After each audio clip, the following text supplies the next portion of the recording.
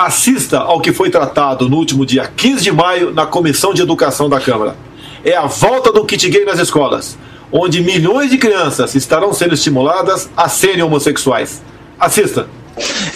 Ao longo do seu governo, o senhor indicou 6 dos 10 ministros hoje em atuação no Supremo e há um certo sentimento entre alguns juristas de esquerda que esse Supremo Tribunal, essa parte do Supremo Tribunal indicada pelo senhor, não é tão de esquerda assim, talvez até por questões religiosas de muitos desses ministros que são praticantes.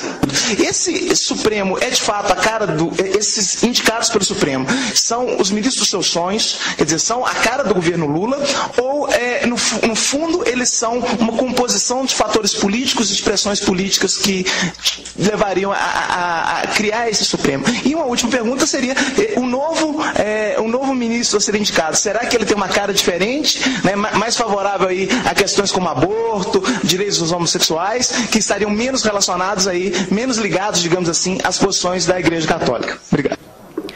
Gostaria de iniciar abordando um tema um tanto controverso, que é o da sexualidade infantil, que recorrentemente, no caso da pedofilia dentro da Igreja Católica, é a culpa da criança homossexual. Tá? As brincadeiras sexuais infantis também podem envolver os outros, meninos buscando conhecer os corpos de outros meninos e meninas, e meninas buscando conhecer os próprios corpos e o de outras meninas e meninos. Então, quando meninos e meninas brincam, inclusive sexualmente em seus corpos, tá, com outros meninos e meninas, eles não estão sendo gays ou lésbicas quando fazem isso com pares do mesmo sexo. Não é disso que se trata. Que deixem as crianças brincarem em paz. Tá? Isso as tornará adolescentes e adultos mais inteligentes e potencialmente mais perspicazes no enfrentamento e na transformação do mundo que lhes deixamos como herança. Entretanto, e aí é um fenômeno que eu tenho percebido nos últimos anos, é que as crianças estão aparecendo, surgindo como homossexuais e se identificando como cada vez mais cedo. A Bíblia não foi escrita em português, né? A Bíblia foi escrita em grego. E a Bíblia usa Paulo, para falar a verdade, porque é muito generalizante a gente falar, né? Em 1 Coríntios 6,9, Paulo diz que o sodomita, ele é traduzido assim, em português: os sodomitas e os efeminados não entrarão no reino dos céus. E asenoi coitai é uma palavra controversa, porque é quase que um analogismo. Ele pode ser traduzido como homem de cama, como prostituto ou como estuprador. Que ela diz que a professora dela foi a prostituta. E a escola dela foi a escola da vida. Minhas melhores professoras foram justamente as prostitutas. Por onde eu fui expulsa foi o meio que me acolheu. Então não tem nem o que se discutir, entendeu? Um kit ou qualquer coisa, até dele ser chamado um kit gay, que no Estado brasileiro que vê essa necessidade de ser colocado isso dentro das escolas, e ele tem que colocar, não tem que ficar entrando nessas todas discussões. Do projeto Escola Sem Homofobia, que, repito, falo aqui nem como deputada, falo também como professora que sou, um projeto cuidadosamente elaborado, né, dentro, inclusive, dos padrões científicos. Um dos materiais didáticos, um dos filmes, tinha um beijo na boca. E a gente ficou, um beijo lésbico na boca. A gente ficou 3 meses discutindo até onde entrava a língua, né? Então era... Nós temos que lutar para que esse projeto chegue no chão da escola, porque é lá que ele tem que chegar mesmo. Com um monitor ensinando como colocar a camisinha no pênis. E aí ele explicava para você abrir a camisinha, apertar a camisinha na ponta, desenrolar até a base do pênis antes de introduzir o pênis na vagina. E desenrolar até a base do pênis antes de introduzir o pênis na vagina. E o pênis na vagina, e o pênis na...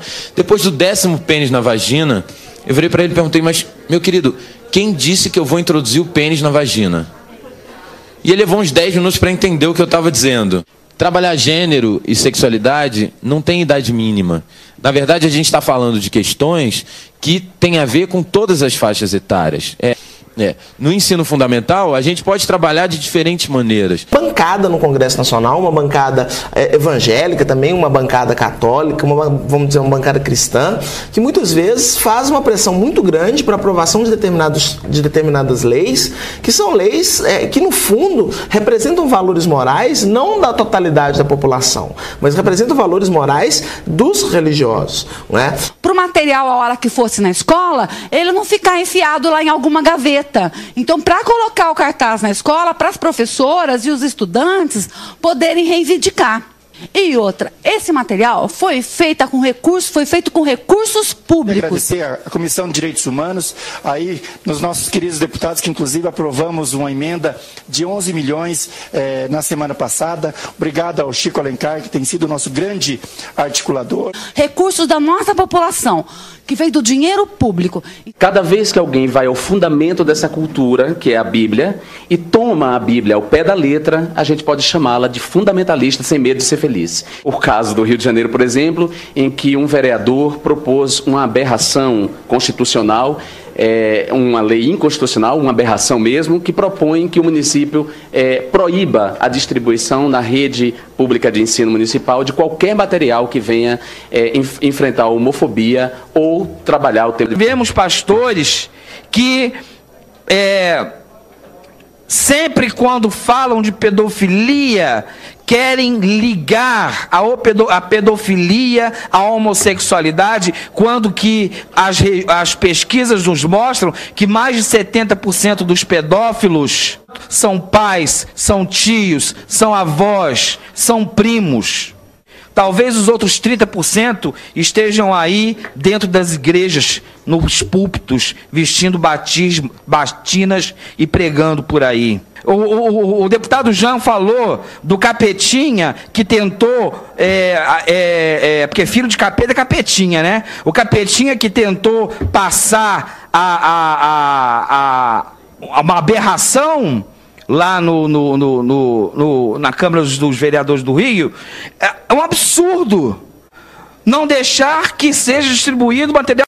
Ele diz que Jonatas era uma vergonha para sua família, e o hebraico vai usar a palavra amante, né, de Davi.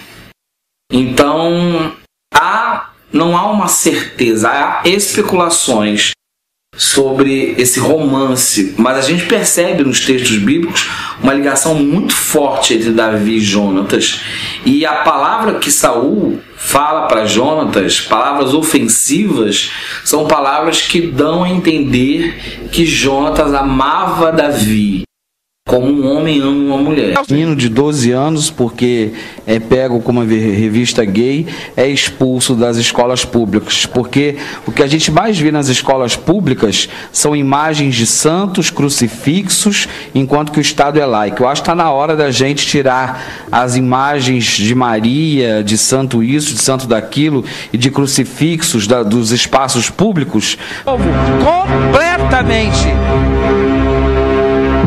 eu não vou dizer cego, mas convencido de que o que isto aqui diz é verdade. E eles são convencidos disso em suas igrejas, e eles não largam a fé.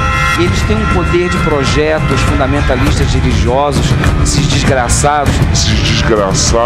Eles têm um poder político de projeto que só está se consolidando. Casamento civil igualitário vai dar muito trabalho, porque essa desgraça dessa palavra, desgraça dessa palavra está eivada de sentimento cristão. Isso pode acontecer no século XXI, então temos que acabar com isso. Mas eu sei que eu estou disposto a pegar em armas se for.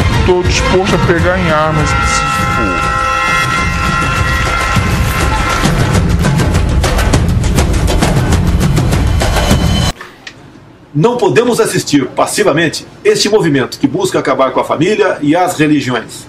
Mesmo respondendo a dezenas de processos, continuarei fazendo a minha parte. Quanto a você, não se omita. Amanhã poderá ser tarde.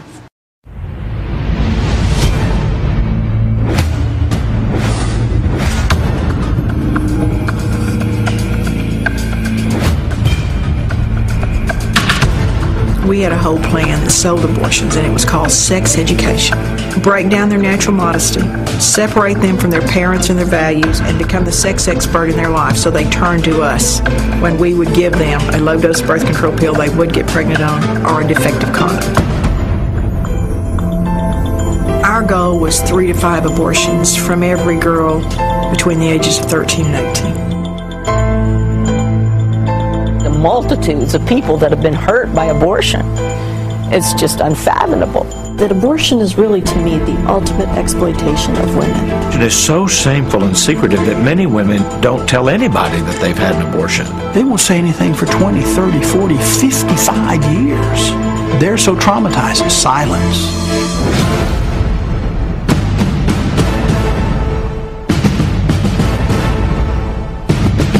U.S. Senate report states, physicians, biologists, and other scientists agree that conception marks the beginning of the life of a human being, a being that is alive and is a member of the human species. There is an overwhelming agreement on this point in countless medical, biological, and scientific writings. Planned Parenthood is expanding now. They're building gigantic abortion clinics in anticipation of socialized medicine. There's a lot of money involved. We never would take personal checks. We always encouraged the ladies to bring cash. Why is that? So, well, you don't have to report cash, friend. When you're fighting for your life, you need to know what you're fighting for. And if what you're fighting for is life, how do you destroy a life in an effort to fight that fight?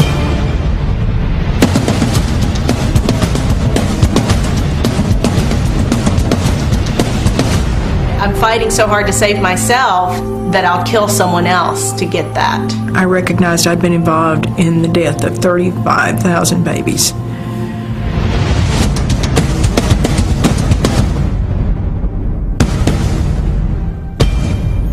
And the truth has really come out about what abortion does to women, let alone the unborn baby, or dead babies. It will be over.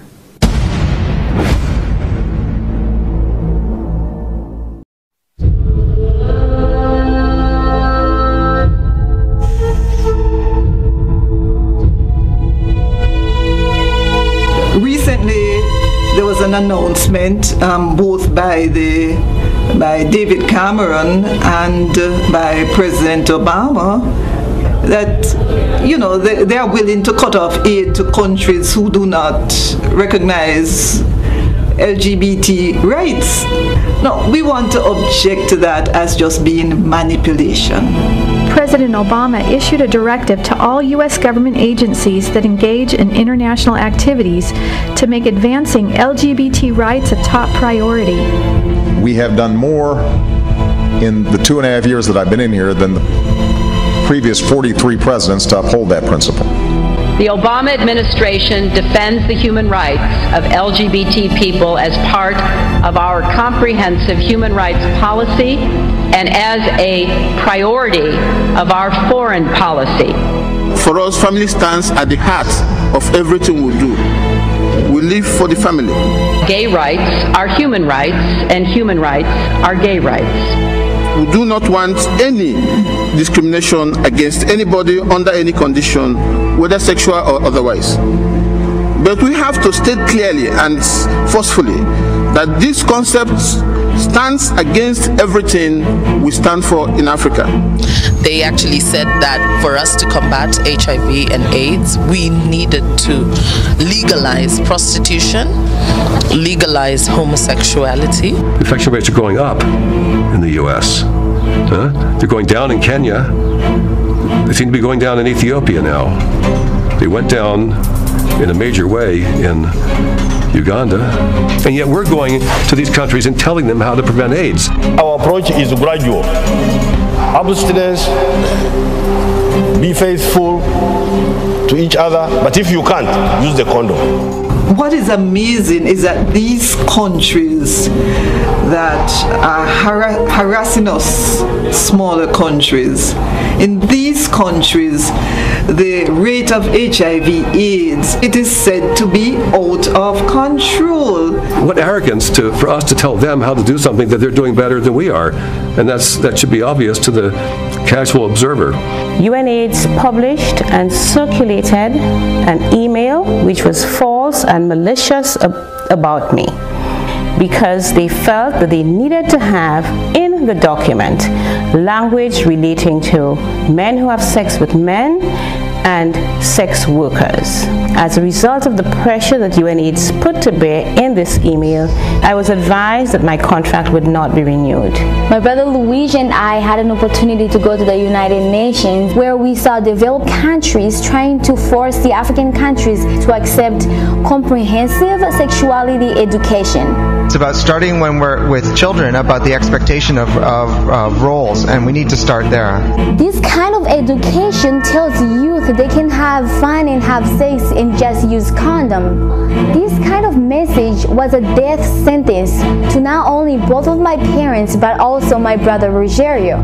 This is because it lets our population believe they can let their guard down and they can actually behave in risky behavior because of the belief that these condoms can actually prevent AIDS 100%, and that is not true. In Dr. Green's book, Broken Promises, How the AIDS Establishment Has Betrayed the Developing World, he says the research shows that the sexual rights approach to AIDS prevention, championed by the UN and Western donor countries, may actually be increasing the rate of infections, not bringing them down. And if he is right, millions have died unnecessarily. Well, the end result will be deconstruction of the family system and the family structure in Jamaica. It is an affront to the principles of the UN Charter. A UN agency should not be allowed to overstep its bounds in such a manner. What we're seeing is the LGBT agenda being pushed, like a carrot stick for aid money. You want aid money, then you must change your laws. These issues of gays, trans rights, transsexuals. This is a new form of imperialism, I must say. But Stoneburner said that history will look back on this period and say one of the great abuses of the latter part of the 20th century is a failure to do AIDS prevention in ways we know are effective. It's deception.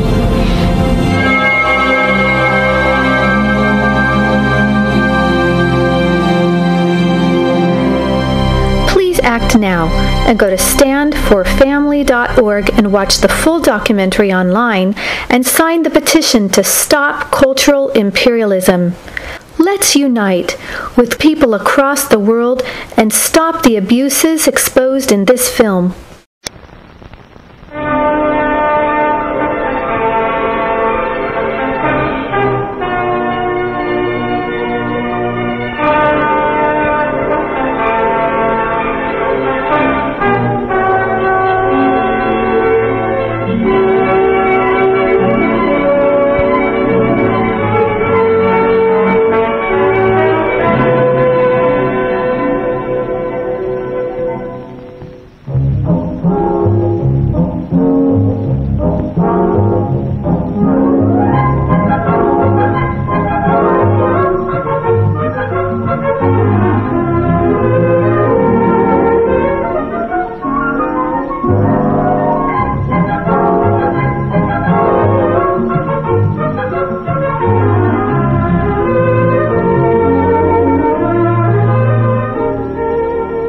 I'm Lieutenant Williams, a police officer attached to the Juvenile Division.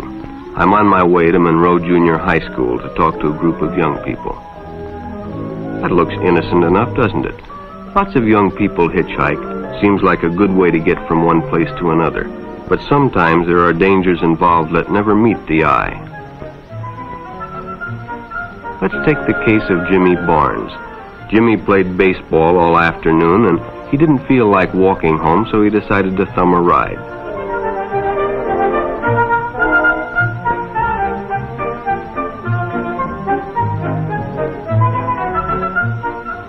He'd done it 100 times before, and he didn't think anything was unusual when the driver struck up a friendly conversation. In fact, he seemed like a real nice guy. He asked Jimmy if he played baseball in the park often. Jimmy told him they practiced 3 times a week and played a rival group on Friday afternoon. The stranger was a good listener, too, and it only seemed minutes before they pulled up in front of Jimmy's house.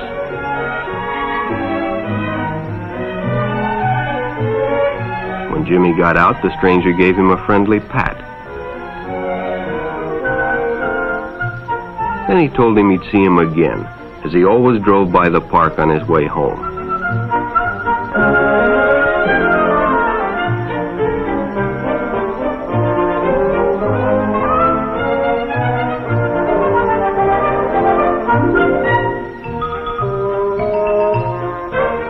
Sure enough, the following day, when Jimmy finished playing ball, well, the man was there waiting.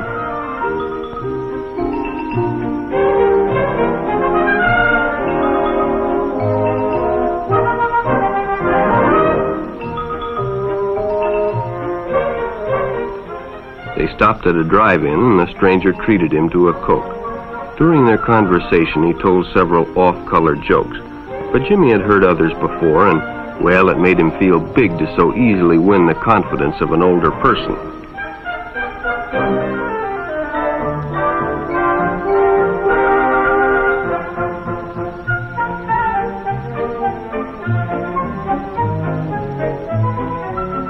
The following Saturday, they went fishing together. By now, they were using first names. Ralph said it was more friendly.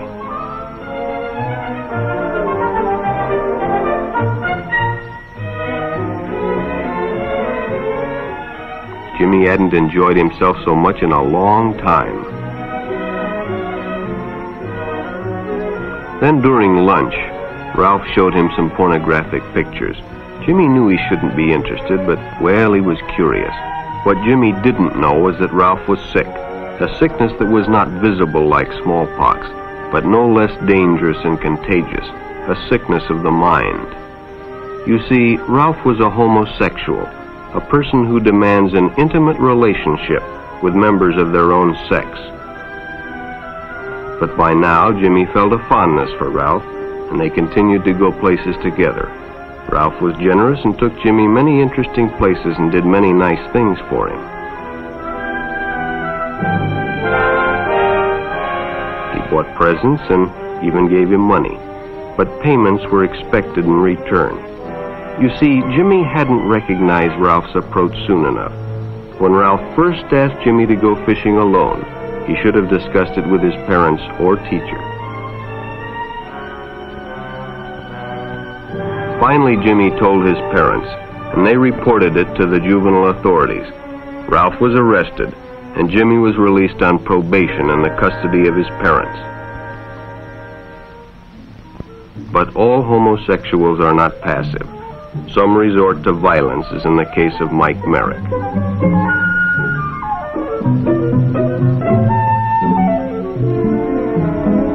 In the heat of competition, no one noticed the man who sat and watched.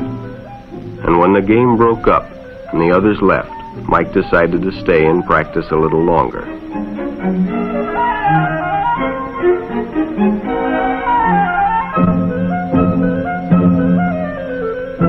The stranger joined him. He was friendly and, well, it was better than playing alone. But after a few shots, Mike realized he had already overstayed his time and suggested he better leave. The stranger told him if he'd like to stay longer, he'd be glad to drive him home when they finished. Sounded great to Mike. Chance to play longer and get a ride home, too.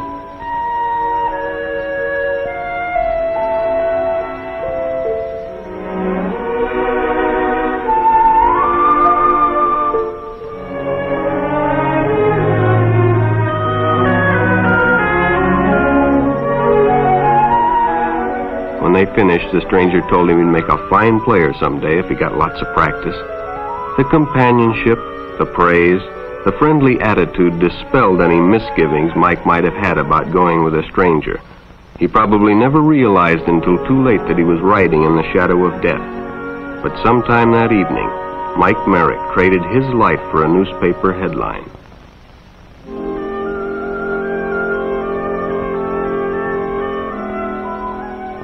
As Denny and Jerry got the papers ready for Jerry's afternoon delivery, they only casually noticed the two boys that raced by in the afternoon traffic, and they didn't pay much attention to the car that drew up shortly afterwards until the man called them over.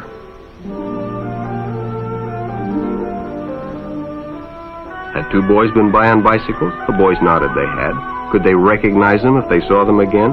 Well, Denny guessed he could. Then hop in, the man said. Those are stolen bikes. Without giving it another thought, Denny got in and the car sped away. Jerry watched. He'd been told many times, if a friend got in a car with a stranger, to write down the license number. It didn't seem to apply, but, well, fortunately, he marked it down.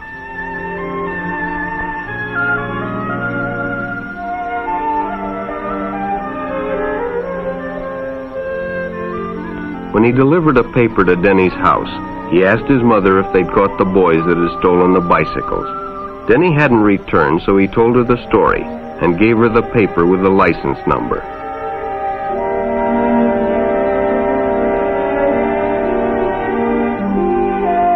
Being a careful parent, she decided to call the police. Jerry supplied the necessary information, and the stranger's car was quickly spotted. It was a good example of how important it is to always get the license number and description of any stranger who takes a young person off alone, no matter what they tell you.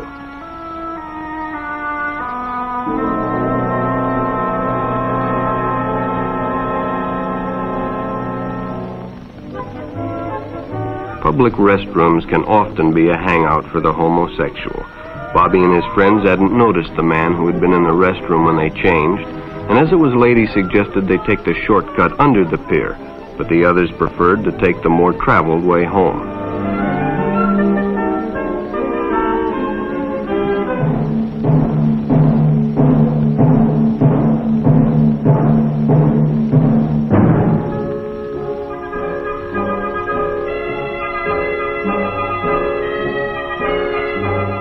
When Bobby recognized the stranger as the man in the restroom, the shortcut under the pier didn't seem like a good idea at all.